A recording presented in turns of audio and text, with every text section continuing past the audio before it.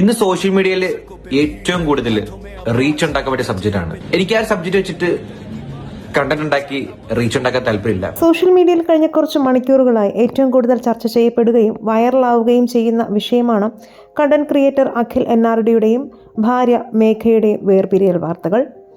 ടിക്ടോക്കിലൂടെ റീൽസുകളിലൂടെയും ലക്ഷക്കണക്കിന് ആരാധകരെ നേടിയെടുത്ത താരമാണ് അഖിൽ NRD. കുറച്ചുനാൾ മുൻപായിരുന്നു അഖിലിൻ്റെയും മേഘയുടെയും വിവാഹം. എന്നാൽ പെട്ടെന്നാണ് ഇരുവരും തമ്മിൽ വേർപിരിഞ്ഞു എന്ന തരത്തിലുള്ള വാർത്തകൾ സോഷ്യൽ മീഡിയയിൽ പ്രചരിക്കാൻ തുടങ്ങിയത്. മേഘ അഖിലിനെ ഉപേക്ഷിച്ച് ബസ് കണ്ടക്ടറായ അനൂപിനൊപ്പം ഒളിച്ചോടി എന്ന വാർത്തകൾക്ക് പിന്നാലെ മേഘയുടേതെന്ന പേരിൽ ചില പ്രസ്താവനകളും പുറത്തു വന്നിരുന്നു. അഖിലിന് മറ്റ് ബന്ധങ്ങൾ ഉണ്ടായിരുന്നുവെന്നും അത് ചോദ്യം ചെയ്തതിനെ തുടർന്നുള്ള പ്രശ്നങ്ങളാണ് താൻ മാറി നിൽക്കാൻ കാരണമെന്നുമാണ് ഉയർന്നുവരുന്ന പ്രധാന ആരോപണം. എന്നാൽ സോഷ്യൽ മീഡിയയിൽ അധിക്ഷേപങ്ങളും കുറ്റപ്പെടുത്തലുകളും കടുക്കുമ്പോഴും അഖിൽ NRD പരസ്യമായി പ്രതികരിച്ചിട്ടില്ല. എന്നാൽ അഖിൽ പറഞ്ഞതായി അഖിലിൻ്റെതായുള്ള കൂട്ടുകാർ സോഷ്യൽ മീഡിയയിലൂടെ പറഞ്ഞ വാർത്തകളും ഇപ്പോൾ ചർച്ചയാകുന്നുണ്ട്. അഖിലിൻ്റെ വാക്കുകൾ ഇങ്ങനെയായിരുന്നു അത്രേ: പോയവർ പോയി, കഴിഞ്ഞത് കഴിഞ്ഞു.